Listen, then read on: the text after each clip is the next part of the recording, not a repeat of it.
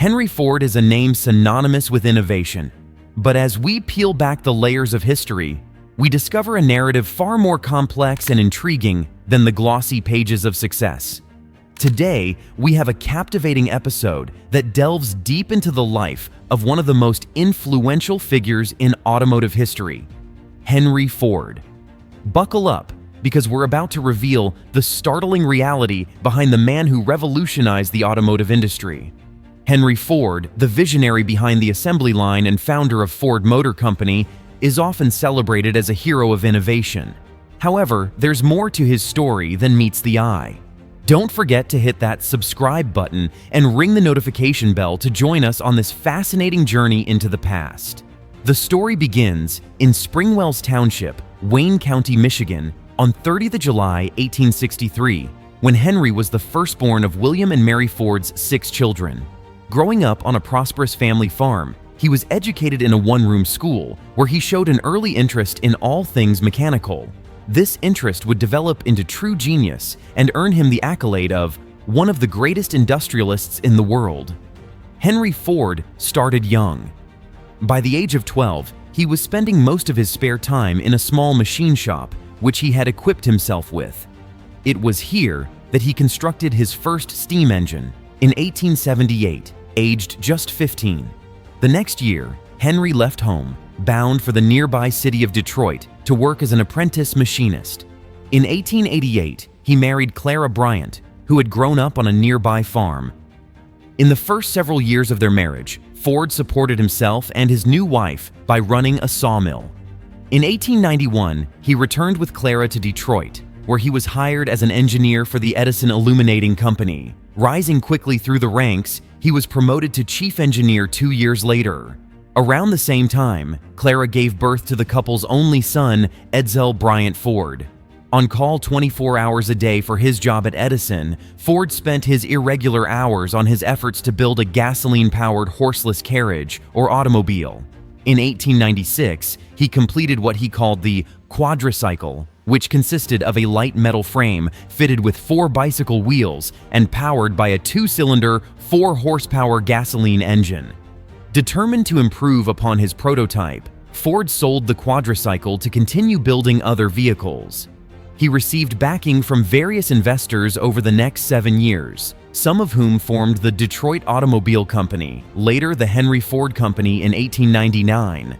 His partners, eager to put a passenger car on the market, grew frustrated with Ford's constant need to improve, and Ford left his namesake company in 1902. The following year, Ford established the Ford Motor Company. A month after the Ford Motor Company was established, the first Ford car, the 2-cylinder, 8-horsepower Model A, was assembled at a plant on Mack Avenue in Detroit. At the time, only a few cars were assembled per day, and groups of 2 or 3 workers built them by hand from parts that were ordered from other companies. Ford was dedicated to the production of an efficient and reliable automobile that would be affordable for everyone. The result was the Model T, which made its debut in October 1908. The Model T, also known as the Tin Lizzie, was a success for Ford Motor Company, leading to the implementation of mass production techniques. This led to reduced production time, lower costs, and increased wages for workers. By 1918, half of all cars in America were Model Ts. Ford's son Edsel became president in 1919, but he retained control of the company's operations. After a court battle with minority stockholders, Henry Ford bought out all by 1920. In 1927, Ford moved production to a massive industrial complex in Dearborn, Michigan, which included a glass factory, steel mill, and assembly line. In that year, Ford stopped production of the Model T and introduced the new Model A, making it the largest automotive manufacturer worldwide. The Model A proved to be a relative disappointment and was outsold by both Chevrolet and Plymouth. It was discontinued in 1931. In 1932, Ford introduced the first V8 engine, but by 1936, the company had dropped to number 3 in sales in the automotive industry.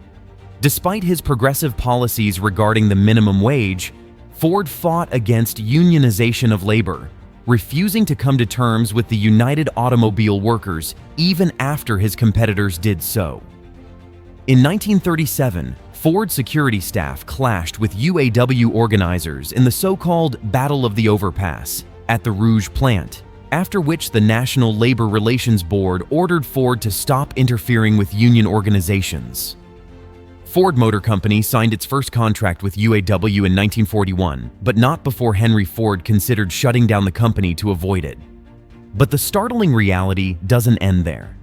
Henry Ford held controversial beliefs that often overshadowed his contributions.